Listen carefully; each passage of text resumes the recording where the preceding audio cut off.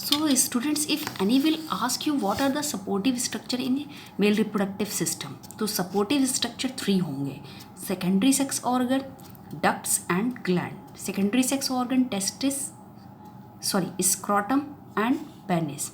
Ducts आपको मैंने अभी बताया and glands. These are the supporting structure. क्यों सपोर्टिव है?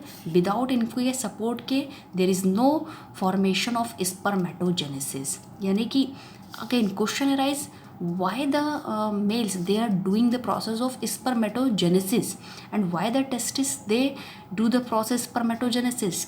क्योंकि आपको पता होना चाहिए कि once the puberty occur, puberty कैसे पता चल रही है मेल्स में? प्यूबर्टी का मतलब ही हुआ the first sign they release, not release, they forming the male gametes and they release the testis in the form of liquid. और वो लिक्विड ही को हम क्या कहते हैं? सीमेन. लेकिन वो सीमेन कहाँ से आया अभी मैं आपको बताऊंगी. Move on to testis. अब ये टेस्टिस आपको दिख रहा है, इसका ट्रांसफर सेक्शन किया गया. ये ट्रांसफर सेक्शन, सबसे पहले तो ये साइड व्यू आता है. आपसे सेक्शनल व्यू पूछा जाता है. सेक्शनल व्यू में क्या क्या चीज़ें दिख रही है? इसमें सब कुछ दिख रहा है. Primary sex organ, secondary sex organ, ducts and glands. Ducts and glands जरा समझते हैं. ये यूरेटर है, ये जो आपको दिख रही है ये सेमाइनल वेसाइकल, बहुत इंपॉर्टेंट है. और एक डक्ट ये भी है इजेकुलेटरी डक्ट, और इसी इजेकुलेटरी नाम से ही समझ में आ रहा है they help in ejaculation of something. Something क्या? सीमेन. सीमेन, अब हम इसको स्पर्म नहीं बोलते, उस that liquid portion which was release by the penis during the sexual arousal, तब हम उसको सीमेन बोलते हैं. ये जो आपको टेस्टिस दिख रही है, इस टेस्टिस को जब हमने ट्रांसफर सेक्शन कट किया, ये जो टेस्टिस है एक पूरे से होल मेम्ब्रेन से कवर्ड है. दैट मेम्ब्रेन और connective tissue capsule is called tunica albuginea. Tunica albuginea, it is species specific, it is only found in male reproductive system, not in female. Now अब क्या आपको दिख रहा है? इस टेस्टिस में बहुत सारे कंपार्टमेंट्स हैं. दीज कंपार्टमेंट्स जो हैं, इन कंपार्टमेंट्स को हम क्या कह रहे हैं? Testicular lobules. और कितने हैं? 250, यानी कि 250. एक टेस्टिस में इतने कंपार्टमेंट है, और हर एक कंपार्टमेंट में इसमें लिखा है 2 to 3, नहीं सॉरी, इसमें I think so you will write 1 से लेके 4 बहुत क्वाइल्ड डक्ट पाई जा रही है. That coiled duct is called seminiferous tubule. यानी कि 250 compartment containing testicular lobules, and in each compartment और lobules there is also a 1 to 3 coiled structure, that structure or duct which is called seminiferous tubule. और यही all the seminiferous tubule they combined and unite to form a duct that is called retitestis. Retitestis, when all the retitestis they combine, they forming a coiled structure epididymis. Epididymis वो part है where the sperms they acquire maturation and mobility. Now they also stored in epididymis. Then when this epididymis moves towards the forward direction, they again coiled and forming a vas efferentia. Vas efferentia is vas efferentia का function क्या है? Vas efferentia generally do not produce mobility. Generally they help in sexual arousal to release the sperms from the epididymis. अब का क्या किया गया कि इस सेमनीफेरस ट्यूब्यूल्स जो है, जिसको हम ये सेमनीफेरस ट्यूब्यूल जो किस में पाई जा रही है? टेस्टिकुलर लोब्यूल में. इसका हमने माइक्रोस्कोप से रीमॉडिफाइड मैग्नीफाई करके देखा, तो उसमें 2 तरह की सेल्स पाई गई. यानी कि ये होल स्ट्रक्चर आपको क्या दिख रहा है? एक टेस्टिकुलर लोब्यूल जिसमें सेमनीफेरस ट्यूब्यूल्स हैं. अब ये पूरी की पूरी सेमनीफेरस ट्यूब्यूल्स हैं, और इनके आउटसाइड जो है ये आपको दिख रही है, जो आउटसाइड दिख रही है ये सारी क्या है? ये सब हैं इंटरस्टिशियल सेल, जिनको हम बहुत important, interstitial cell is also called cells of Leydig. It means testicular lobules comprises of two types of cells inside it and outer side in which blood vessels are arises or formed and some of the cells are they are also scattered and these cells are called interstitial cells or cells of Leydig. अब इस seminiferous tubule में आपको दो sales दिख रही होंगी, ये वाली सेल्स, ये 1 2 3, these cells are called male germ cells. Germ cells ही समझ में आ रहा है, यानी कि that cell which help in the production of sperm, it means help in the process of sexual reproduction. And एक ये लार्ज सेल दिख रही है, ये लार्ज सेल को हम बोलते हैं Sertoli cells. It means inside the seminiferous tubule there are two kinds of cells. The first cell they are called male germ cells or spermatogonia. Spermatogonia plural है and spermatogonium singular word है.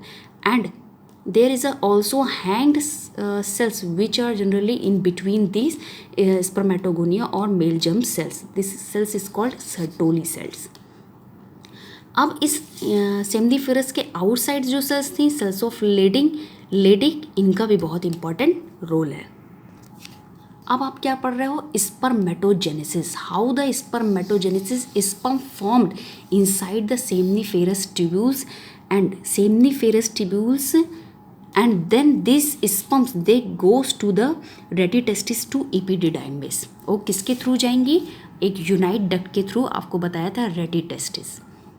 तो ये stage है कहाँ पर हो रही है, टेस्टिस में हो रही है. किस सेल्स के अंदर हो रही है, टेस्टिकुलर लोब्यूल के अंदर. उस टेस्टिकुलर लोब्यूल में 1 से 4 तक कौन सी सेल्स क्या पाई जा रही, सेमनीफेरस ट्यूब्यूल. तो अगर आपसे कोई पूछे वेयर स्पर्मेटोजेनेसिस अकर, तो आप सिंपल आंसर दोगे spermatogenesis occur seminiferous tubule of the testis. सुनिएगा स्पर्मेटोजेनेसिस की फर्स्ट स्टेप क्या है. तो first cells which are lined to the outer membrane of the testicular lobule, जिनको हमने क्या कहा था, ट्यूनिका एल्ब्यूजिनिया, ये सेल्स क्या थी, spermatogonia. Now spermatogonia they divide mitotically and forming a number of cells. यानी कि स्पर्मेटोगोनिया में क्या हुआ, माइटोटिक डिवीज़न हुआ. माइटोटिक आपको पता है, there is no division of the chromosome, यानी कि there is no half haploid formation of the chromosome. जितना क्रोमोसोम पहली सेल का था उतना ही. सपोज अगर ये 2n है तो इसमें भी 2n होगा प्लीज़. यानी कि first spermatogonial cells they divide mitotically and forming a number of, ये जो आपको सेकंड लेयर में सेल्स दिख रही हैं. अब इन सेल्स को हमने क्या कहा, स्पर्मेटोगोनिया ही बोला, लेकिन ये माइटोटिक डिवीजन के बाद आई हैं, तब हमने इनको बोला फर्स्ट प्राइमरी स्पर्मेटोसाइट. यानी कि spermatogonial cells the inner, these cells ने क्या किया, in this cells they show the process of mitotic division and forming a number of cells. और उनमें से अब उन सेल्स को हमने क्या बोला, प्राइमरी स्पर्मेटोसाइट. अब ये जो प्राइमरी स्पर्मेटोसाइट है, जो कहाँ से आई है, माइटोटिक डिवीजन के बाद. नाउ अब इनमें क्या होने लगा, मियोसिस. और आपको पता है मियोसिस होगा तो number of chromosome become half. अब ये प्राइमरी स्पर्मेटोसाइट जो है, प्राइमरी स्पर्मेटोसाइट नहीं रह गई, ये किस में चेंज हो जाएंगी, सेकेंडरी स्पर्मेटोसाइट में. यानी कि फर्स्ट मियोटिक डिवीजन किस में हुआ, प्राइमरी स्पर्मेटोसाइट में, और वो कन्वर्ट होंगे किस में, सेकेंडरी स्पर्मेटोसाइट में. और यही सेकेंडरी स्पर्मेटोसाइट में अगेन फिर से मियोसिस हुआ, लेकिन वो मियोसिस हमेशा आपको पता है किस तरह का होता है, सेकेंड. यानी कि फर्स्ट मियोसिस किस में हुई, primary spermatocyte, and they convert into secondary spermatocyte.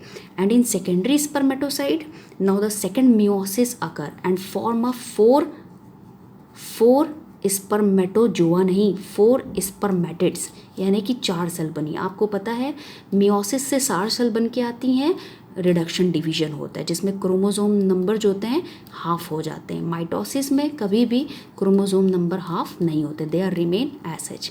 अब यानी कि सेकेंडरी स्पर्मेटोसाइट में जब मियोसिस सेकेंड हुई, they formed a 4 haploid cell, और उन हैप्लॉइड सेल को हमने क्या बोला, स्पर्मेटिड। क्यों स्पर्मेटिड बोला, स्पर्म नहीं बोला, स्पर्म और स्पर्मेटोजोआ नहीं बोला, क्योंकि अभी उनमें टेल का फॉर्मेशन नहीं हुआ। यानी कि स्पर्मेटिड कहाँ से बन के आई, सेकेंडरी स्पर्मेटोसाइट से, बाई मियोसिस सेकेंड। और मियोसिस सेकेंड होगा तो अब फिर से इनका नंबर ऑफ क्रोमोसोम हाफ नहीं होगा, जितना था उतना ही। यानी कि अगर पहले स्पर्मेटोगोनिया में 2n था, ठीक, प्राइमरी स्पर्मेटोसाइट में भी 2n ही रहेगा। लेकिन अब ये प्राइमरी स्पर्मेटोसाइट स्टार्ट करने लगेंगी क्या, मियोसिस, तो मियोसिस के दौरान इनका क्रोमोसोम नंबर हाफ हो जाएगा और वो बनाएंगे सेकेंडरी स्पर्मेटोसाइट। यानी कि इनमें भी n होगा, स्पर्मेटिड्स में भी n ही होगा। अब ये स्पर्मेटिड्स एक प्रोसेस करेगी, बहुत इंपॉर्टेंट है, उस प्रोसेस को हम बोलते हैं स्पर्मियोजेनेसिस। स्पर्मियोजेनेसिस का मतलब होता है when this spermatid they converted into spermatozoa or sperm by acquiring the tail, and that process is called spermiogenesis। अब अगर आपसे कोई पूछे spermatogenesis और spermiogenesis में क्या डिफरेंस है, so spermatogenesis is the whole process by the formation of the male gamete, and spermiogenesis when the conversion of the spermatids or differentiating into the mature sperm, that process is called spermiogenesis. लेकिन अभी भी ये sperm जो हैं ये पूरी तरह से बाहर निकल के नहीं आ पाए हैं। क्यों, क्योंकि ये स्पर्म जो हैं किससे लगे हुए हैं, इनके हेड जो हैं वो सर्टोली सेल से लगे हुए हैं, और जब ये इनके हेड सर्टोली सेल से बाहर आने लगते हैं, सर्टोली सेल से ये बाहर क्यों नहीं आ पा रहे, क्योंकि सर्टोली सेल्स का सबसे इम्पॉर्टेंट काम है दे प्रोवाइड द नरिशमेंट। तो नरिशमेंट जैसे मिलता जाएगा इनका हेड जो है बाहर आता जाएगा, और these all sperms they goes down to the rete testis to epididymis. So this is your spermatogenesis, how the sperm formation occur. अब again please spermatogenesis and spermiogenesis याद रखिएगा, please keep it in your mind.